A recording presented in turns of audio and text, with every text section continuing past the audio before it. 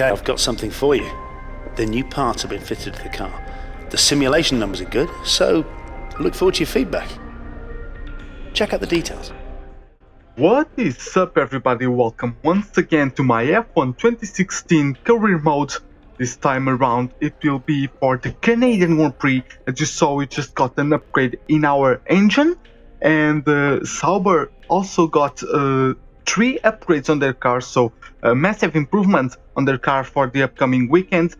Force India also with an upgrade, and Mercedes with 2 upgrades for their car, which will certainly give them an edge. Let's go into the weekend. Here we are, live in Montreal at the Circuit Gilles Villeneuve, where the teams are making final preparations before today's practice session gets underway. So right now we are at our garage, and as you can see, we got perfect rating in all of the practice programs. We also completed most of the team objectives. I couldn't complete the fast sector 2 time because I'm just not very good at that sector, it looks like. And as now we see the weather forecast, we will have rain in practice 2, as well as qualifying and the early parts of the race, which will make for a very interesting race for sure. Hi, how are you? I'm just passing on your qualifying goals for this weekend. So for today we have to qualify 14th or higher and beat both our teammates and Fernando Alonso, which is our rival, which shouldn't be too hard to do. So having said that, let's just dive into the qualifying session. Hello and welcome from the Circuit Gilles Villeneuve, home to the Canadian Grand Prix, for today's qualifying session. So we are now in a very long back straight heading into the chicane, the last chicane of this circuit. Try to avoid the wall of champions there, get a nice traction out of the corner there, and post a 126.8. So following the trend in Monaco, we are still the fastest car under wet conditions. Now the track dried up further into the session, and I just put up a little bit more fuel and just did a couple of laps because I knew the further I would get my fastest lap, the fastest the lap time would actually be, because the track was drying. So yeah, I just go through this chicane, and as you can see, I'm gaining massively on my previous lap time. And as we cross over the line to set a 123.9, I believe, which actually gives us first place at the end of qualifying 1. So qualifying 2 is held under dry conditions, and as we cross over the line after this chicane, open the RS, get as nice of an acceleration as you can, and we post a 114.2, which only gets us 11th. And I was pretty satisfied with that lap time, but unfortunately we couldn't beat our teammate Fernando Alonso. But yeah, I'm still very satisfied with the results of this qualifying session. As we now move into the rivalry update, and well, Fernando Alonso actually beat us, but we got fastest sector 3. But yeah, we are now losing the rivalry, which is never a good way to start a rivalry. Hello, I just wanted to pass on the team's expectations for this race. Good luck! Okay, so for the race we have to finish 12th or higher, and once again beat Fernando Alonso and our teammate Pascal Wehrlein. There is, as I look out of my commentary box window, a very large and very excited crowd here today, eagerly anticipating another memorable race. Lewis Hamilton took his maiden win on this circuit in 2007. Jenson Button came from last place to win here in 2011. And there's certainly no shortage of drama on offer here at the Canadian Grand Prix. If you want flat-out racing, you've come to the right place this weekend, as it's full throttle for 59% of this 2.7-mile circuit, peaking at around 210 miles per hour going into the final chicane.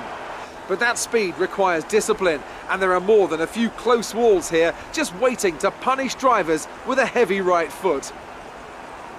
It's a favourite for fans and drivers alike then here in Canada. We're used to seeing the unexpected happen here, and with me today to enjoy it all is Anthony Davidson, a man who knows firsthand the surprises that can pop up in this race.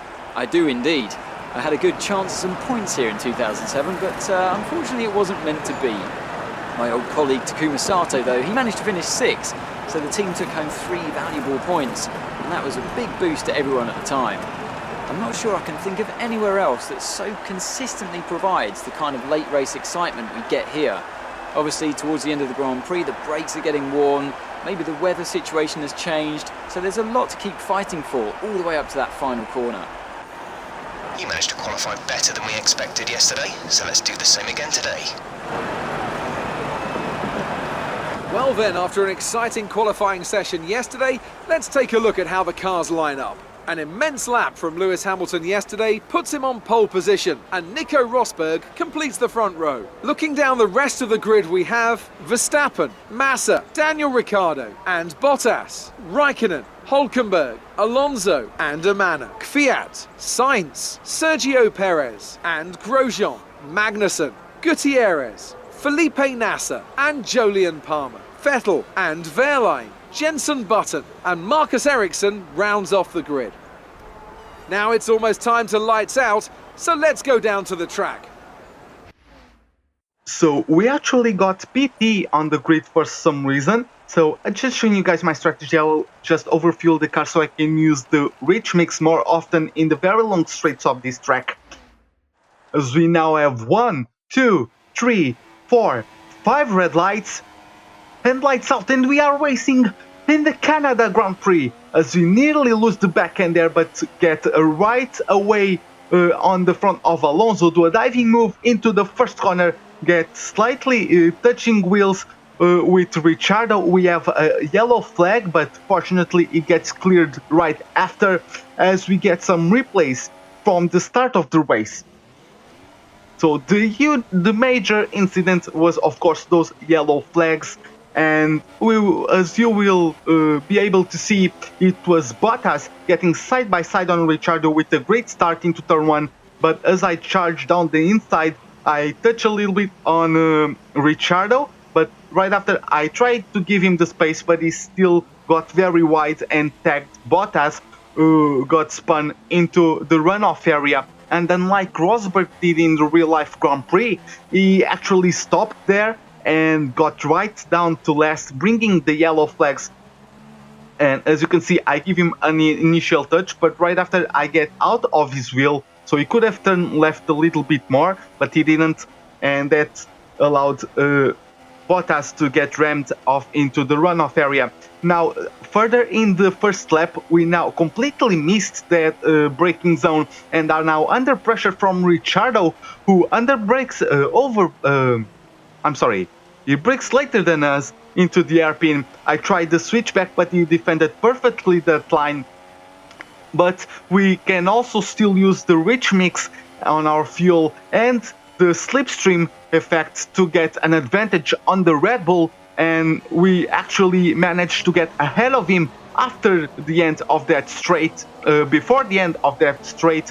And as I get a little bump on that wall there, fortunately no harm to our car, as right in front of us we have Massa and Rosberg side by side to turn 1, and it is going to slow them down massively compared to me as I close on them pretty rapidly, as I nearly lose the back end there, as I'm trying to get 2 positions into turn 3. And I will try to outbrake Massa, but unfortunately my right front locks up and I hit Massa, and then Rosberg hits me, and Rosberg actually is the one making 2 positions into turn 3, as Massa we are now following with his onboard cam, and I completely ram him almost into the grass there. It is absolutely an atrocious move by me, but well, what can you do? Sometimes this happens. You try to push the car to further beyond these limits. And talking of pushing the car beyond its limits, Massa, I'm glad he ghosted because as Ricciardo also locked up his wheels and lost a couple of positions, but Massa almost slammed me into Narnia there. If he didn't ghost, I will probably not have a car to race on for the remaining of the race.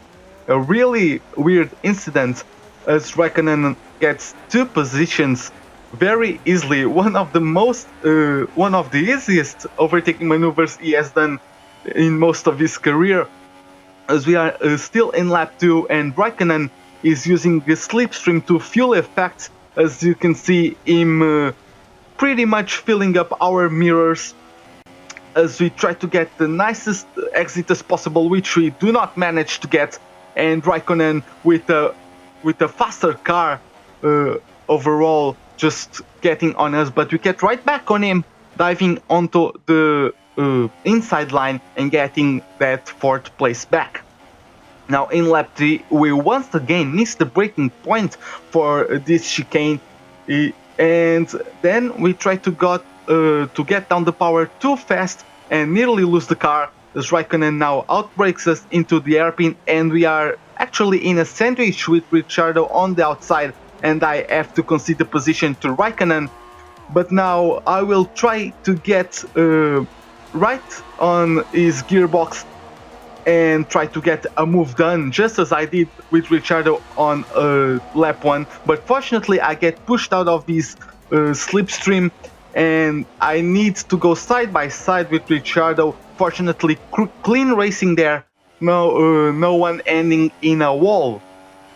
Now up into lap 5, Felipe Massa is out of the race for some reason. I believe I will be able to show you guys, and Sergio Perez as well, bringing out the virtual safety car. So I don't know what actually happened there, but I'm sure I will show you guys. And yeah, okay, I think this is it.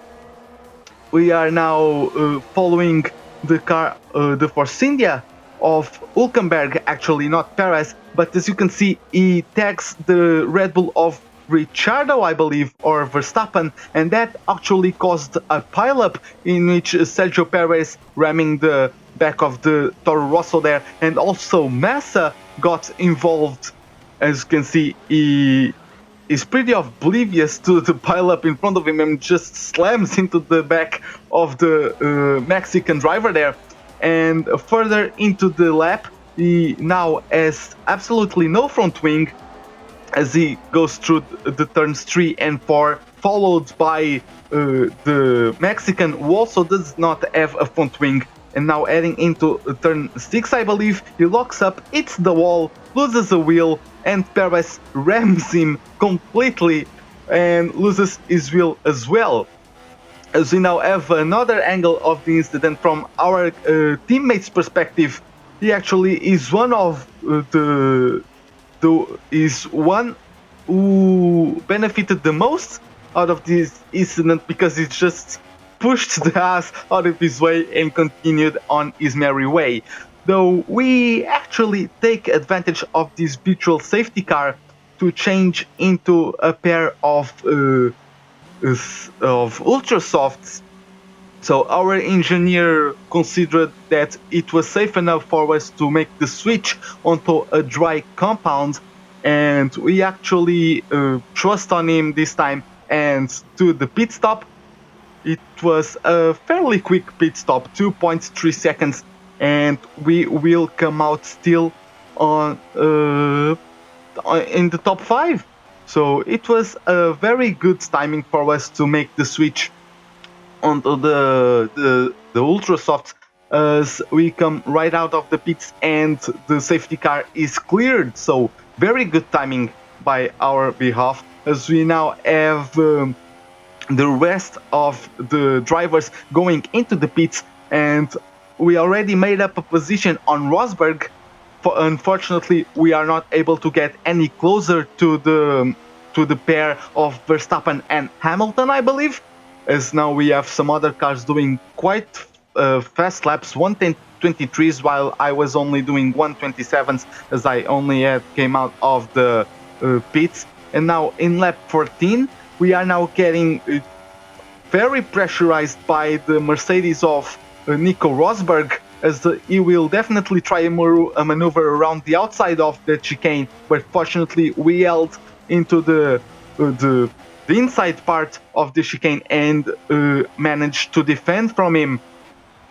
Now in lap 15 on the hairpin, I go very deep on my trajectory there, and Rosberg actually manages to get side by side with me, though I have better traction coming out of the hairpin. But Rosberg, we now have the slipstream to his benefit as he gets side by side with me, but once again he tries a move on the outside, bangs wheels at me, and this time he actually gets ahead, but only for a short period of time as I get right back on him with a better exit of the chicane.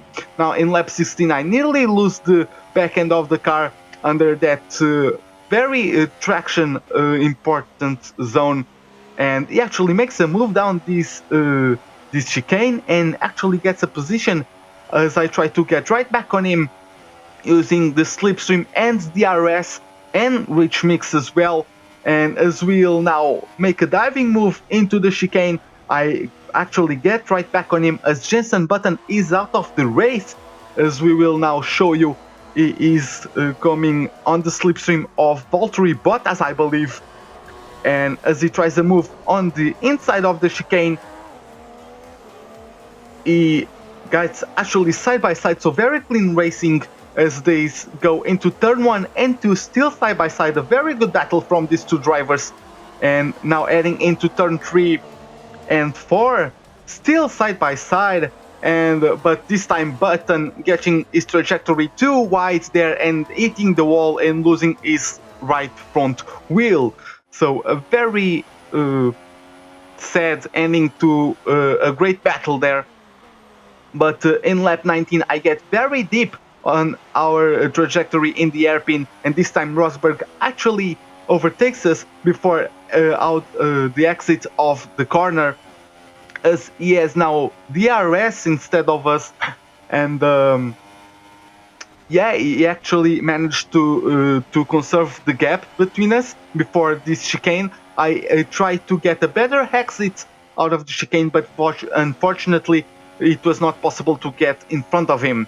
Now coming to lap 22, apparently we have some trouble with some back markers as Rosberg is getting held by Gutierrez, who is going very slow for some reason, maybe a puncture, but that allowed us to catch up to him, but unfortunately we still could not catch him, as we have Ericsson going very slowly into that corner because of the safety car, and of course as humans do not have the ability to react so fast, and I actually hit the back of the Swedes driver there, as we saw a battle between Gutierrez and his teammate, and this is what caused Gutierrez to be so slowly around the track, as he got a puncture there, hitting the same wall as Button hit last time out. As I dive into the pits and go for a second set of ultra soft tires, as I'm quickly followed by Alonso, as I will get overtaken by him because I will also have to change my front wing, which was badly damaged from the incident with Ericsson. A very slow pit stop, as you can see. We got overtaken by at least 2 cars, I can count there. On the pit lane, of course, not counting the ones who didn't actually pit. As Alonso gets out on a pair of super softs, and we will try to get on him using our quicker rubber, as we are now following our teammate as Bottas. Sorry, it's the back of the safety car, but for some odd reason does not get disqualified, and actually it's our teammate who loses a couple of end plates there, as we are now showing you guys the position order so far in the race. So Hamilton, Verstappen and Rosberg. We have Vettel coming from 19 up to 9th, so a great recovery job by him. And we have Pascal Wehrlein, our teammate, to start at 20th, also benefiting from some DNFs and is now up in 18th place. Now in lap 20, I believe, in the restart after that safety car period, we actually managed to get 2 positions out of that restart into that chicane, as we are now lapping our teammate and Jolyon Palmer heading into turn 1. As I try to follow closely the Force India, I believe it is Hülkenberg, yeah, because Sergio Perez already retired, and I believe we will try to make some sort of maneuver into the next couple of corners. So yeah, further on into the race, we are now lapping Ericsson, and as Hülkenberg gets held by Grosjean, I believe, I actually do a diving maneuver on him and get 4th place from him, as we are now following Nazar, and we will try to get this slipstream. Unfortunately, we are a bit too far away, but nevertheless we will try to catch Rosberg, as we are now under pressure from Hülkenberg. We benefited from a very nice slipstream. Fortunately, we managed to defend the position around the outside of the chicane. Following now into lap 31, we have to defend the inside line from Hülkenberg, who is still pressurizing us, as we now try to get a very good exit of the hairpin.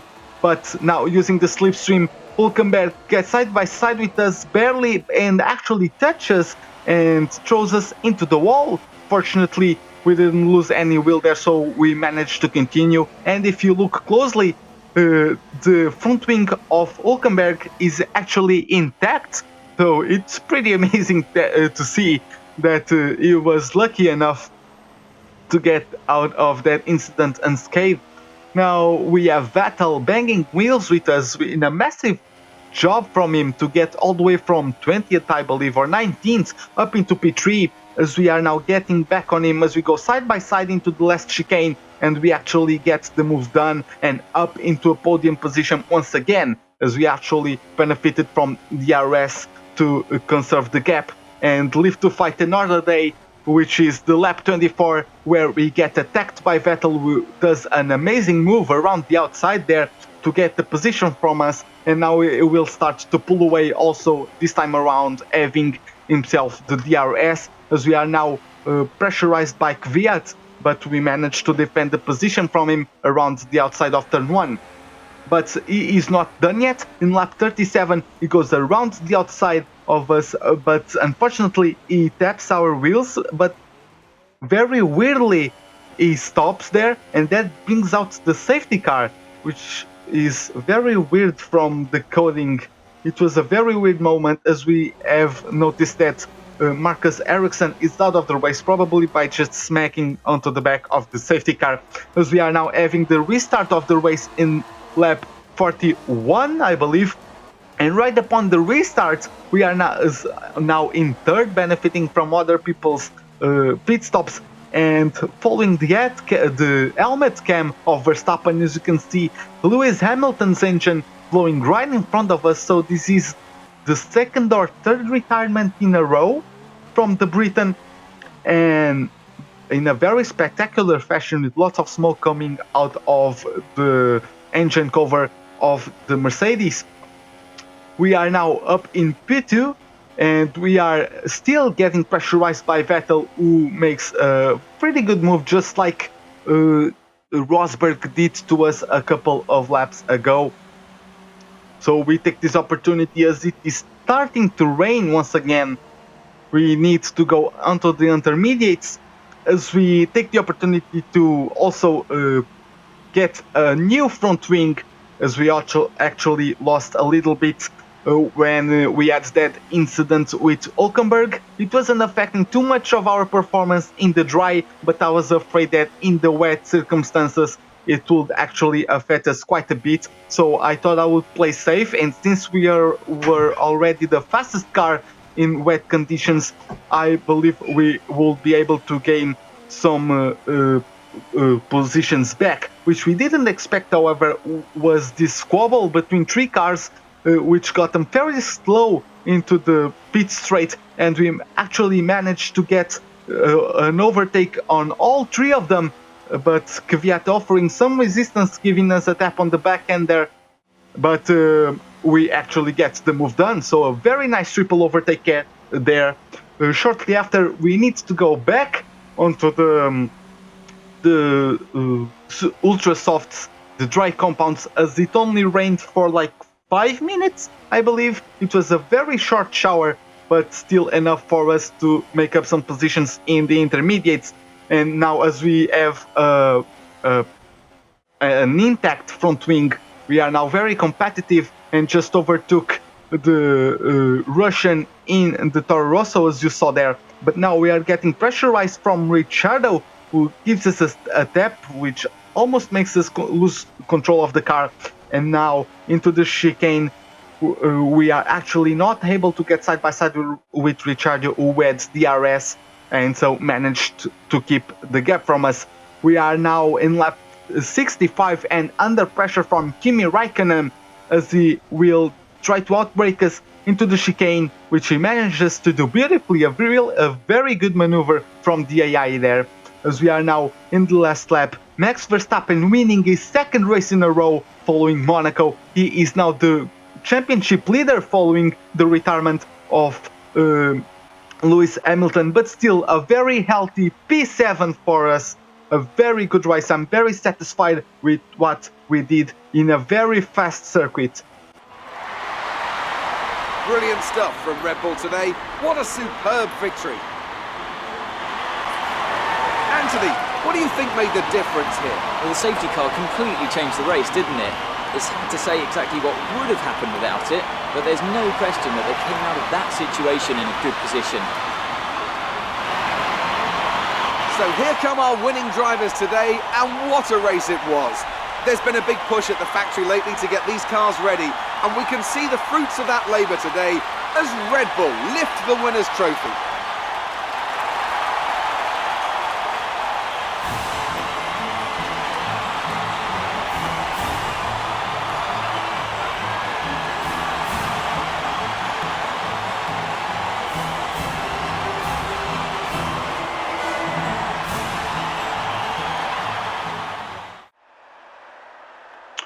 So I'm actually very happy with our placement there. As I'm showing you guys the driver standings from the championship, and as you saw there, we actually have a new leader, as I just referred in Max Verstappen.